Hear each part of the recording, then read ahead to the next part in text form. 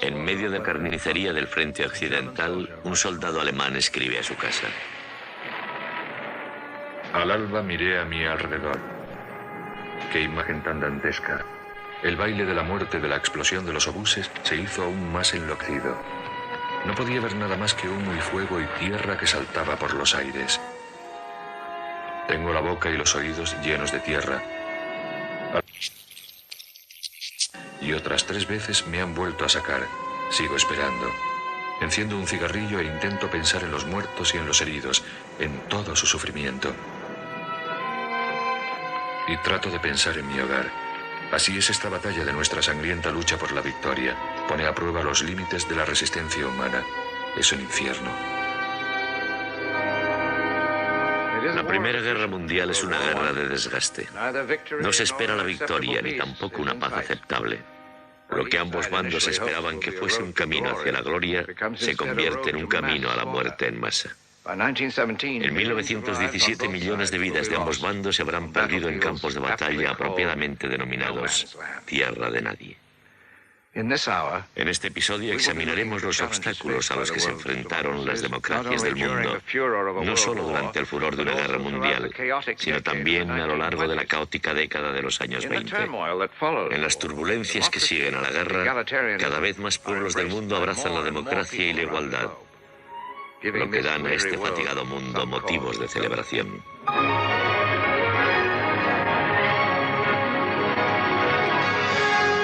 Así fue el siglo XX. Los locos años 20.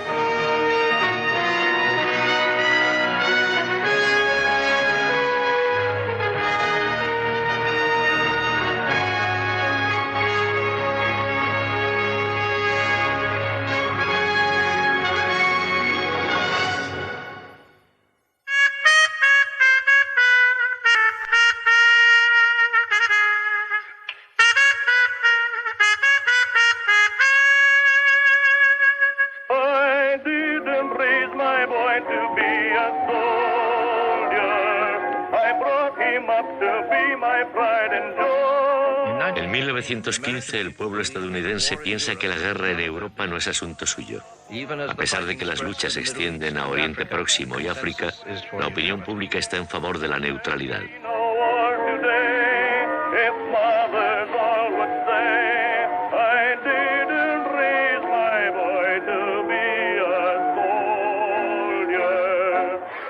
El presidente estadounidense Woodrow Wilson está de acuerdo. Elude el problema de la guerra al tiempo que promueve negociaciones de paz.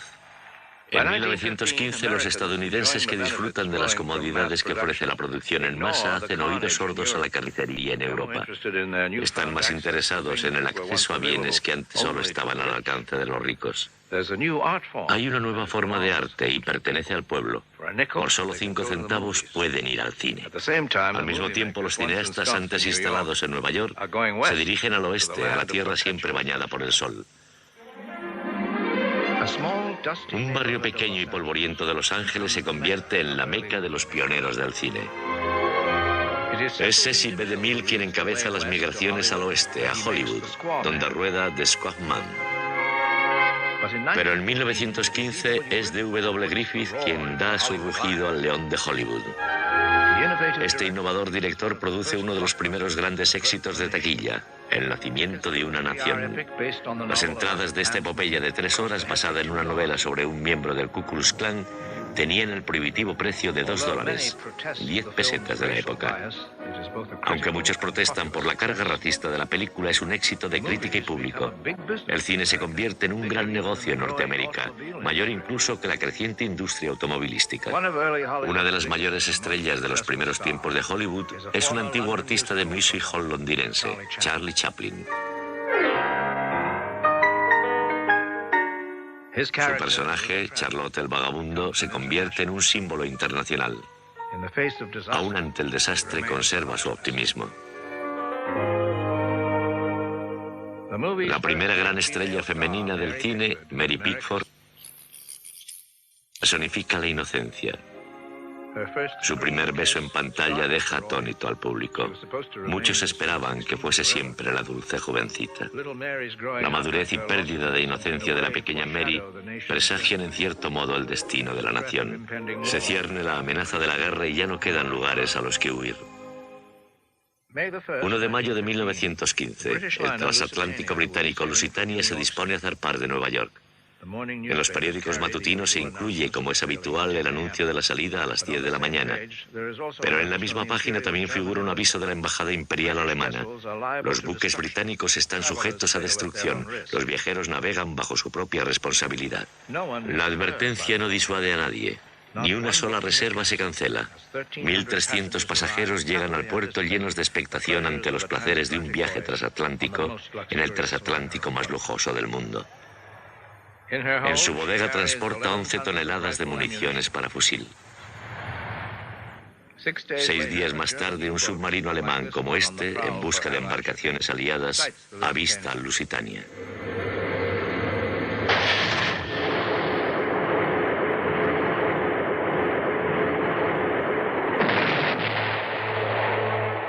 Con un torpedo es suficiente. En 10 minutos el buque insignia de la flota Canard ha desaparecido. Y con él 1.200 pasajeros y tripulación, entre ellos 124 estadounidenses. Wilson se enfrenta al Kaiser y exige que los alemanes abandonen su guerra submarina contra los barcos mercantes. La respuesta del Kaiser Guillermo es conciliadora. Afirma que sus submarinos no atacarán a barcos que demuestren su neutralidad. Por ello, Alemania interrumpe temporalmente su política de guerra submarina sin límites. En el mar, los U-Boats. En tierra, el Gran Bertha. Uno de los primeros estadounidenses participantes en el conflicto recuerda esta nueva tecnología bélica. Right away, they started shooting whiz-bangs at us. That's an Austrian 88. And it comes so fast that all you hear is a whiz, and then you bang, she's hitting the ground right ahead of you. You don't get much time to get out of the way of it. Otra nueva arma, el avión. Los hermanos Wright esperaban que su invento uniese al mundo. Apenas 12 años después, sus esperanzas quedan hechas añicos. También se introduce el carro blindado, la punta de lanza de la guerra moderna, al igual que la ametralladora, con la potencia de 60 fusiles. Los gases venenosos, contenidos en cilindros que se arrojan como granadas de mano o se disparan en proyectiles de artillería rellenos de gas, son utilizados por primera vez por los alemanes. Gas mostaza para quemar los ojos de las personas, fosgeno para que mueran asfixiadas.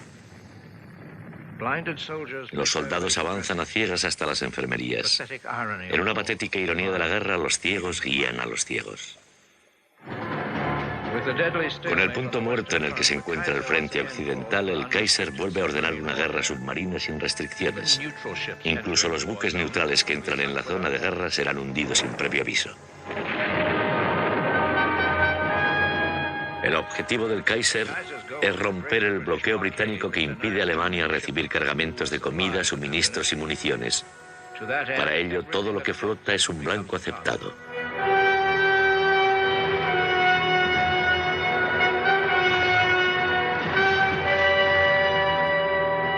Con el peligro creciente para los buques y marinos estadounidenses, Wilson amenaza romper las relaciones diplomáticas con Alemania. Sin embargo, sigue sin estar dispuesto a ir a la guerra.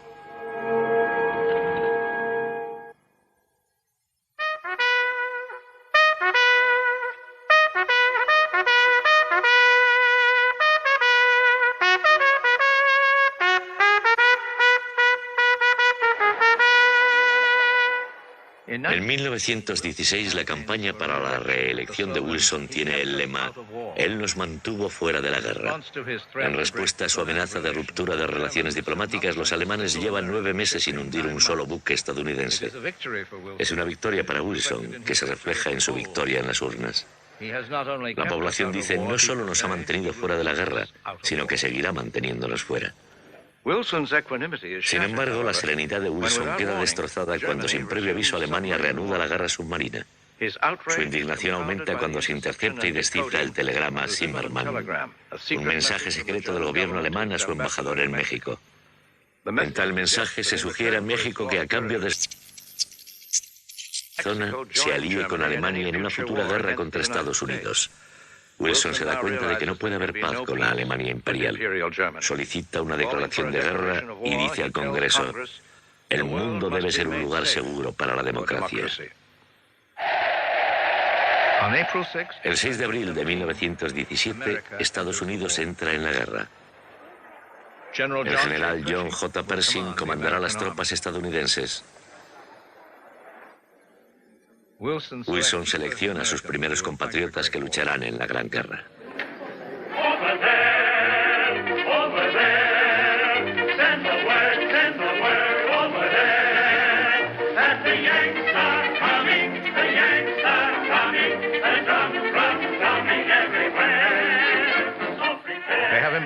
Se han embarcado en lo que se llama la Gran Aventura. Le seguirán casi 2 millones más. Son un ejército de ciudadanos sin experiencia ni instrucción. Algunos de ellos jamás han disparado un arma. Un poeta habla por todos ellos. Estaremos muy lejos de casa. Puede que algunos no regresemos, pero hemos prometido luchar y ganar la guerra que acabe con todas las guerras. Y somos espléndidos y heroicos. Los Beatles nos lo han dicho.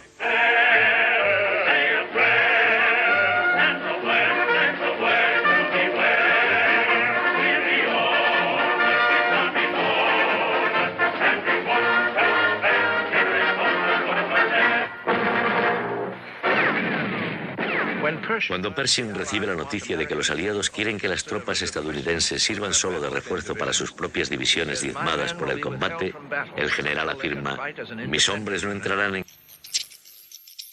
unidad independiente, como una unidad estadounidense. Pershing se sale con la suya. Los yanquis demostrarán su valía para el combate en Chantilly, el bosque de Belleau, Saint-Michel y la Mesa-Argonne.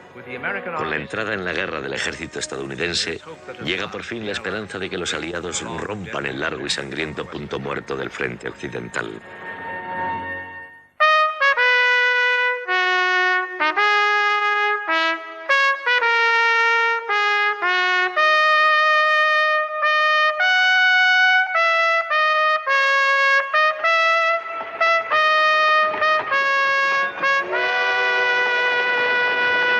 En abril de 1917, Vladimir Ulyanov, Lenin, vuelve a Rusia desde su exilio político en Suiza.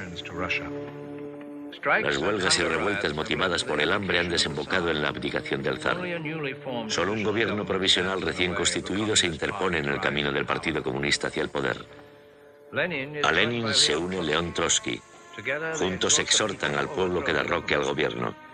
Su lema: paz, pan y tierra. Paz para los soldados, pan para los obreros y tierra para los campesinos. El otoño de 1917, los seguidores comunistas de Lenin ocupan los edificios del gobierno. Otros puestos estratégicos caen también. El gobierno provisional es depuesto y Lenin proclama el Estado socialista. Lleva al pueblo ruso a una era marxista. La revolución comunista afectará profundamente a la suerte del mundo a lo largo del resto del siglo, empezando por la firma por parte de los rusos de una paz por separado con Alemania. Los soldados rusos son los primeros en regresar de los campos de batalla de la Primera Guerra Mundial, pero pronto volverán a ponerse en marcha, esta vez bajo una bandera roja que proclama la causa de una revolución proletaria mundial.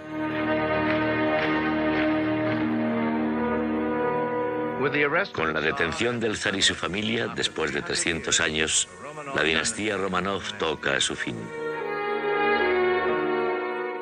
La familia queda retenida en una pequeña localidad minera de los Urales. El 12 de julio de 1918, en esta casa, amontonados en esta habitación, son ejecutados.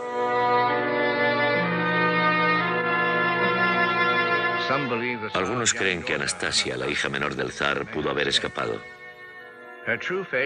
Su verdadero destino seguirá siendo un misterio hasta el final del siglo.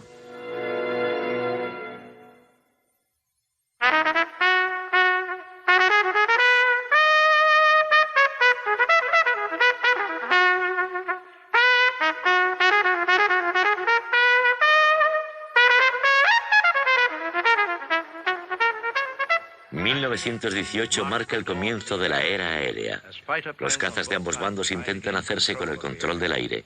En una guerra de héroes anónimos, la gente mira hacia el cielo en busca de campeones.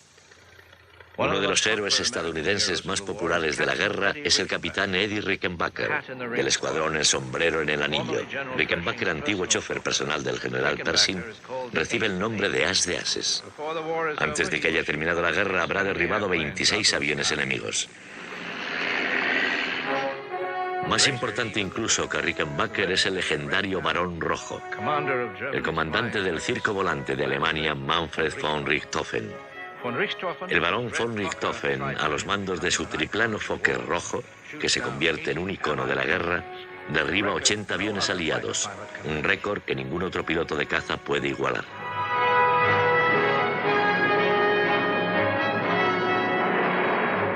De la misma manera que combatió el Barón Rojo, así murió. Menos de 6 meses antes del final de la guerra, él, al igual que otros pilotos, un poeta alemán escribió: cayó como un cometa en llamas en libertad. En Estados Unidos, en la retaguardia, es una época de patriotismo ferviente. Se pide la ayuda de todos para ganar la guerra que ponga fin a todas las guerras. Las estrellas de cine como Douglas Fairbanks y Mary Pickford se unen a la causa y recaudan $17 millones vendiendo bonos de la libertad. Charlie Chaplin también contribuye rodando breves películas gubernamentales que animan a la población. En el bono, el Kaiser recibe anticipadamente su merecido.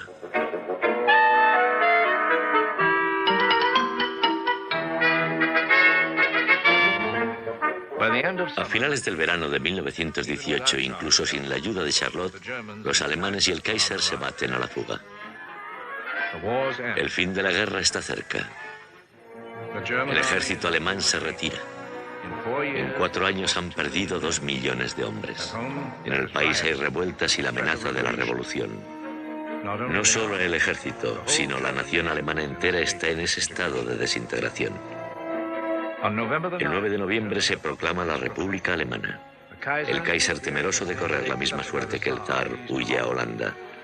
El general von Hindenburg se queda en su puesto. 2 días más tarde, el 11 de noviembre, termina la guerra.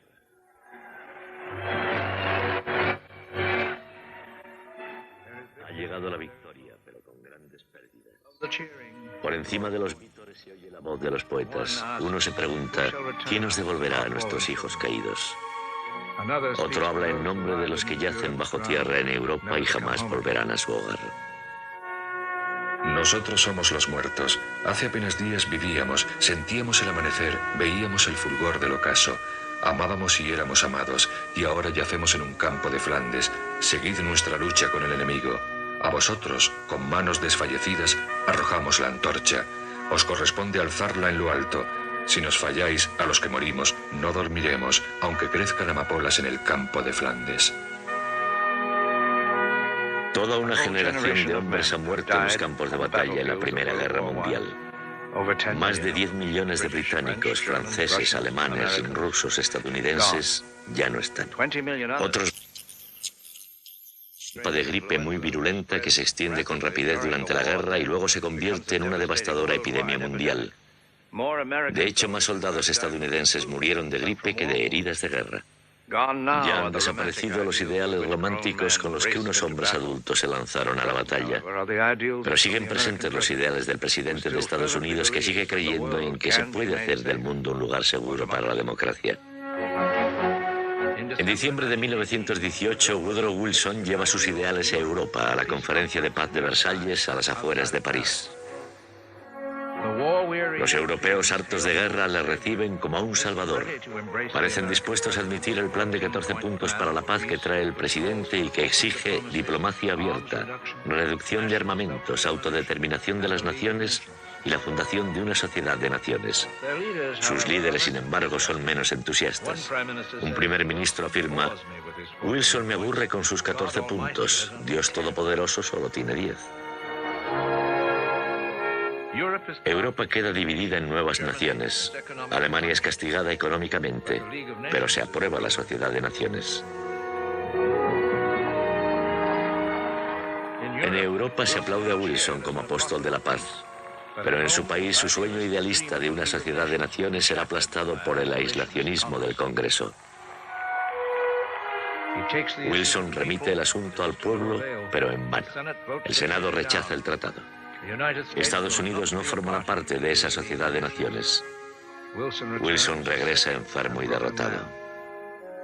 Paradójicamente, tras su muerte, será recordado no por la guerra que ayudó a ganar, sino por la paz que perdió.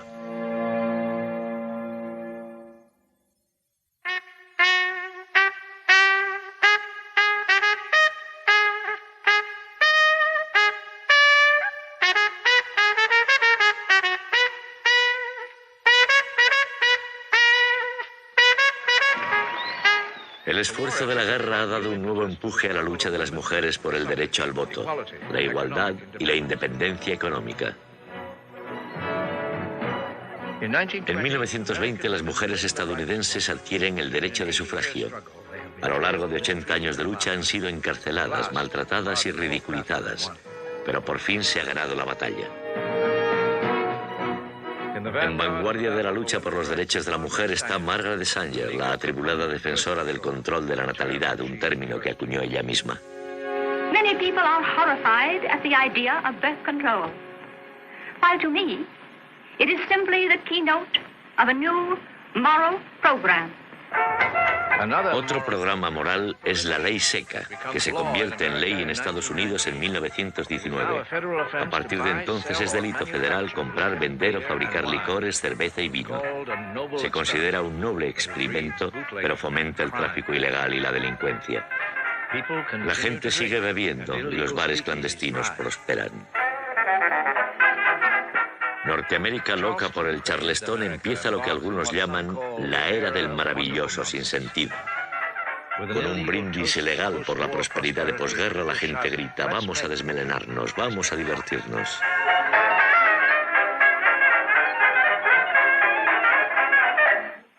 A medida que suben las faldas, baja la moralidad, gritan los conservadores que intentan dar seriedad a las chicas alegres.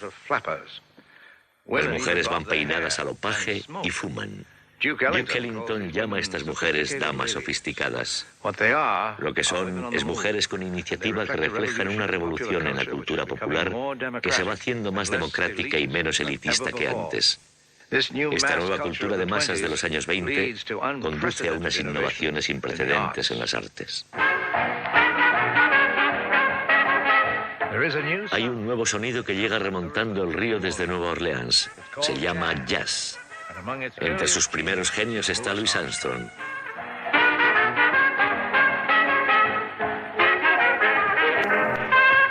Nacido y crecido en el gueto negro de Nueva Orleans, Armstrong afirma: el jazz y yo crecimos de la mano.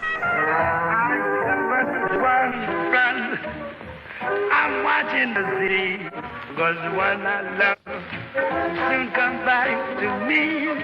Senators dancing, where are you forgetting? Will you remember? Will you return? I'm watching the sea, because the one I love soon come back to me. Harlem se convierte en el patio de juegos nocturno de Nueva York. Para los blancos acomodados, el Cotton Club es el lugar al que hay que ir. El club es famoso por sus revistas negras, con cantantes como Ethel Waters, bailarines como Bilbo Youngers Robinson y sobre todo las grandes orquestas de jazz, como la de Duke Ellington. Ellington es el compositor más prolífico de la historia del jazz, y su orquesta, en la que intervienen muchos de los mayores músicos de jazz, se gana la reputación de ser la mejor orquesta de la época.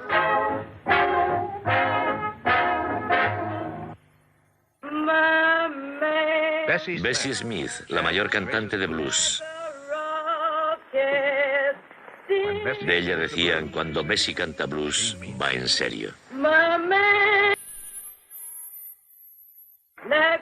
Posteriormente, mientras hace una gira por Mississippi, sufre un accidente de coche y muere desangrada porque los hospitales para blancos se niegan a tratarla.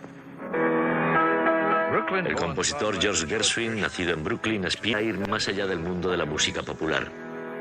En 1924, el estreno de su composición sinfónica inspirada en el jazz, Rhapsody in Blue, se convierte en el acontecimiento musical más celebrado de los años 20.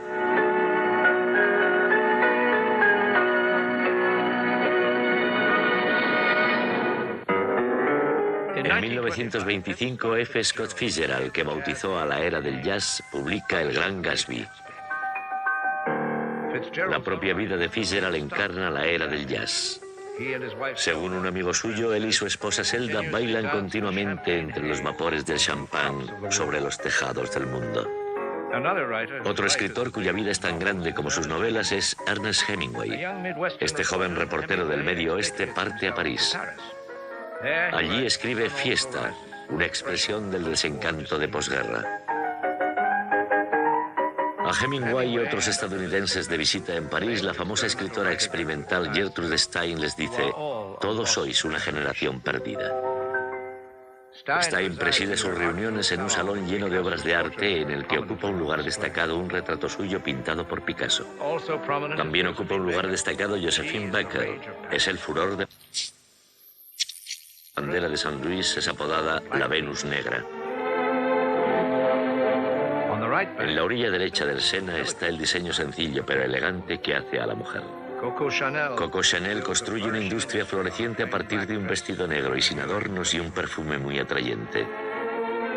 También en París, en los años 20, el escritor irlandés James Joyce encuentra un editor para Ulises, su relato de elevada carga sexual sobre un día en la vida de un judío de Dublín. En 1926, el galán de gran atractivo sexual Rodolfo Valentino aparece en la que sería su última película. El mayor amante de la pantalla muda protagoniza El hijo del Caíd, por la posibilidad de una exótica aventura erótica. Un escritor afirma: es como un elixir para las mujeres. En agosto de 1926, Valentino muere a los 31 años de una úlcera perforada. 100.000 personas toman al asalto el depósito para ver por última vez a su héroe.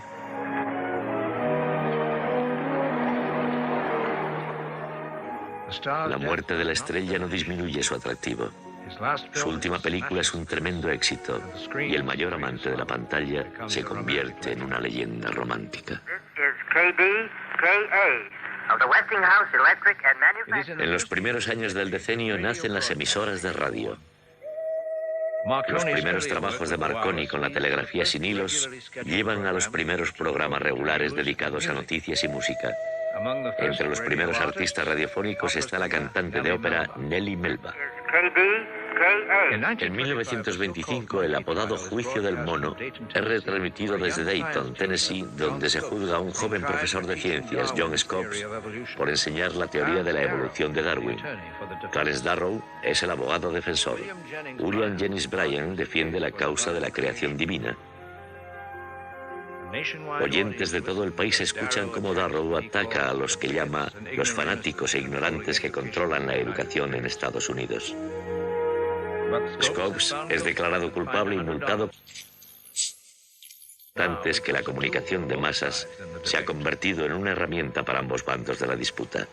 Una nueva era en el cine comienza en otoño de 1927. El cantor de jazz, protagonizada por la estrella de los musicales de Broadway, Al Jolson, lleva el sonido al cine. Las primeras palabras que dice Jolson en la pantalla son proféticas. Wait a minute. You ain't heard nothing yet. Wait a minute, I tell you. You ain't heard nothing. You want to hear Toot Toot Tootsie? All right, hold on. Toot Toot Tootsie, goodbye. Toot Toot Tootsie, don't cry. Al año siguiente, cuando se conceden los primeros Oscars de la Academia, el cantor de jazz se lleva un premio especial. Otros de los primeros Oscars son para Janet Gaynor como mejor actriz, Emil Jannings como mejor actor y el Oscar a la mejor película es para Alas. Al mismo tiempo surgen de Hollywood los primeros dibujos animados con sonido. Se trata de Steamboat Willie y está protagonizada por Mickey Mouse.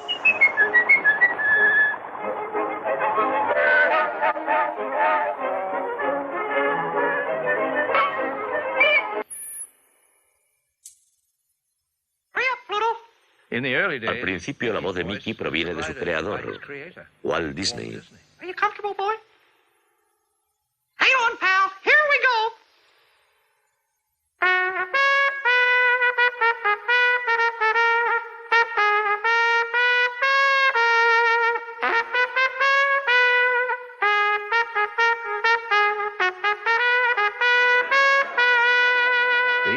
El año 1927 es testigo de 3 símbolos en momentos clave de sus carreras: Babe Ruth, Charles Lindbergh y Jack Dempsey, el machacador de Manassas. Dempsey, con el que se alcanzó por primera vez en el boxeo una taquilla de $1 millón, combate con Jim Tunney para recuperar el campeonato de los pesos pesados que ostentara durante 7 años. Perdió ese título ante Tunney y ahora está decidido a recuperarlo. Parece que la victoria es suya, pero en el 7º asalto, después de enviar a Tunney a la lona, no se retira a una esquina neutral, lo que da paso a la leyenda de la cuenta larga. Tunney se levanta y acaba ganando el combate. El 30 de septiembre de 1927, el gran Babe Ruth consigue su 60ª home run de la temporada. Establece uno de los récords más emocionantes del béisbol. Más tarde otros conseguirán más carreras, pero la personalidad y proezas de Babe le convierten en la leyenda más perdurable de este deporte. También en 1927, pero en mayo, Charles Lindbergh vuela hacia la historia. Con la esperanza de ganar un premio de $25.000, por el que compiten los mejores aviadores del mundo, el águila solitaria será el primero en volar sin escalas de Nueva York a París. El espíritu de San Luis no tiene radio ni equipo de seguridad. Se le considera un tanque de gasolina con alas. Lindbergh no es el favorito en la carrera transatlántica, pero la multitud está con él porque, a diferencia de sus rivales, vuela solo.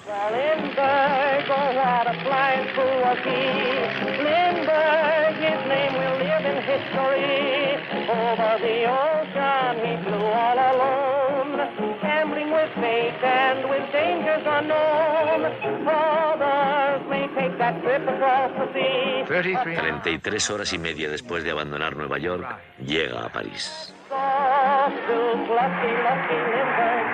En el aeropuerto aguardan para recibirle 100.000 franceses entusiasmados.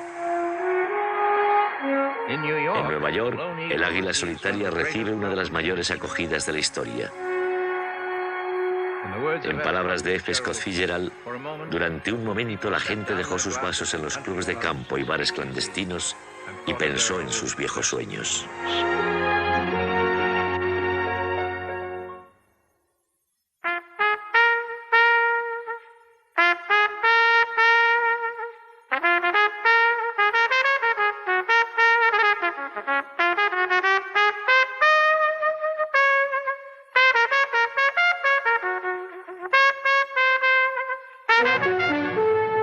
Cuando cae Alemania, cae también un imperio aliado que contaba 600 años, Turquía. Pero en 1923 el líder militar turco Mustafa Kemal proclama una nueva república en su país. Apodado Atatürk, padre de los turcos, se convierte en su primer presidente. Separa el clero del gobierno en el país, mejora la educación, prohíbe la poligamia y concede el voto a las mujeres. Desaconseja el uso del velo y proscribe el fez. Se cuenta entre la nueva casta de líderes de todo el mundo que, con medios democráticos o no, intentan llevar a sus respectivas naciones a la modernidad. En China, Chiang Kai-shek, una figura clave en el movimiento del Sun Yat-sen, se hace con el control de la revolución cuando este último muere en 1925. Chiang está dispuesto a emplear la fuerza militar para crear una China unificada y más democrática. Debe reunir sus fuerzas para doblegar a los jefes provinciales que controlan gran parte de ese gigantesco país. En compañía de su esposa, la ambiciosa cuñada de Sun Yat-sen, también debe enfrentarse al movimiento comunista y revolucionario. Mao Zedong, un joven intelectual y antiguo jefe de propaganda del gobierno de Sun Yat-sen, es uno de esos comunistas. Por el momento, Mao se contenta con tratar de crear soviets en la zona rural de Hunan. En Japón, el príncipe Hirohito, con 20 años, regresa de una gira sin precedentes por Europa para ocupar el puesto de regente por la enfermedad de su padre. 5 años más tarde, en 1926, se convierte en el emperador número 124 de Japón, considerado descendiente de los dioses. Más tarde colaborará con los militaristas japoneses que ven su tradicional supremacía amenazada por la democracia. Después de 20 años, Mohandas Gandhi regresa a su India natal procedente de Sudáfrica, donde ha organizado a la comunidad india contra la opresión. Trae consigo la explosiva doctrina de la no violencia y la resistencia pasiva. Únicamente con las armas de la verdad y el amor se enfrenta a la colonización de su país por parte de Gran Bretaña. A mediados de los años 20, Gandhi es reconocido como la gran alma de la India. Él afirma: no soy un santo que se haya metido en política, soy un político que intenta convertirse en santo. Es una década de cambios dinámicos, repentinos y dramáticos. Solo han pasado 2 décadas desde que los hermanos Wright se elevaran sobre Kitty Hawk en un aeroplano con motor. Y ya en 1926, Robert Goddard lanza el primer cohete de combustible líquido. La radio aún está en pañales y un joven granjero, Philo Farnsworth, ya está creando algo llamado televisión. En 1928, en Londres, Alexander Fleming descubre la penicilina. Los seres humanos están dotados para la creación, pero también para la destrucción, como demuestran de sobra 3 hombres que salieron a la palestra en esta década. El primero de ellos es el italiano Benito Mussolini, que declara: quien tiene acero, tiene pan. Otro es Adolfo Hitler, que afirma: una voluntad de acero alemán se está forjando a partir del Tratado de Versalles. Y el tercero es Joseph Dusgasvili, de la Unión Soviética, que ha adoptado el nombre de Stalin, hombre de acero. Es este hombre de acero quien, a la muerte de Lenin en enero de 1924, surge como jefe de Estado de la nación comunista. Mientras decenas de miles de personas acuden a contemplar el cuerpo de Lenin, Stalin actúa rápidamente contra León Trotsky, considerado por muchos como el heredero lógico de Lenin. Este ya había advertido a Trotsky sobre Stalin, pero el intelectual idealista no es rival para el hombre de acero carente de escrúpulos. Stalin retira a Trotsky de su cargo en el partido y luego lo exilia del país de forma permanente. Para garantizar su poder, Stalin ordenará más tarde el asesinato de Trotsky en México. En Italia, el periodista Benito Mussolini, líder del recién formado partido fascista, se considera un César de la era contemporánea. Moviliza a sus seguidores para deponer al gobierno. En 1922, 40.000 fascistas avanzan sobre Roma. El rey Víctor Manuel tiene 2 opciones: o una revolución sin sangre y una dictadura, o la guerra. El monarca capitula y Mussolini declara la muerte de la democracia. El duce, el nuevo César, ha conseguido su primera conquista.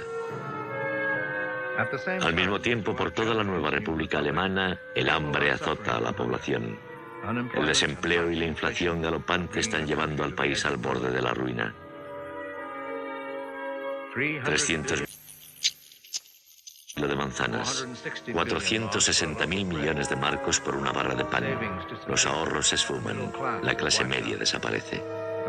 El dólar se cambia a 4,2 billones de marcos. En noviembre de 1923, del colapso, Adolfo Hitler decide que ha llegado su hora.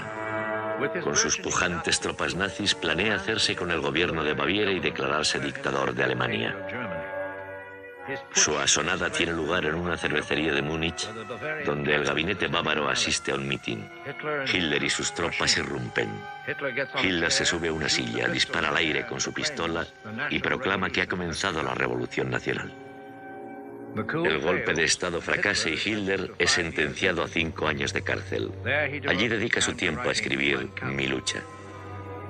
Ese libro contiene sus desquiciadas ideas sobre la raza y la política y ofrece un esquema de sus planes de conquista.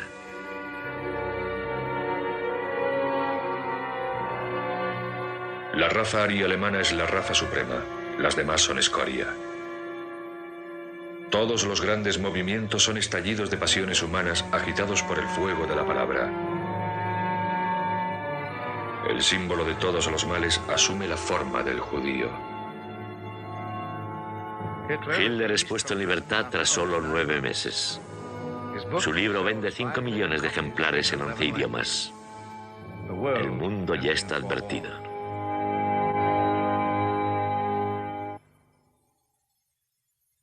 Mientras los años 20 tocan a su fin, es una década de abundancia, por lo menos en Norteamérica. La bolsa sube como la espuma. Incluso los pequeños inversores arriesgan sus ahorros, tratando de llevarse su parte de esa desbordante mina de oro. En 1929, el nuevo presidente Herbert Hoover, conocido como el Gran Humanitario por sus esfuerzos por alimentar a las personas hambrientas de la Europa de posguerra, afirma que el futuro será de aún mayor prosperidad. La mayoría de estadounidenses le creen y piensan que habrá un pollo en cada cazuela y 2 coches en cada garaje. Pero todo eso cambia en octubre de 1929. La era del jazz, los locos años 20, la era del maravilloso sinsentido han terminado. La Gran Depresión ha comenzado. Las empresas quiebran y sube el desempleo. Lo que los estadounidenses consideran una depresión nacional, en realidad es mundial. La pobreza y el hambre están por todas partes.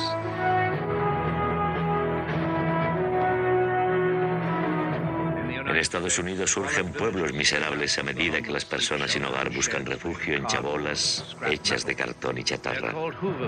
Se llaman Hooversvilles, por el presidente que rechaza la intervención gubernamental.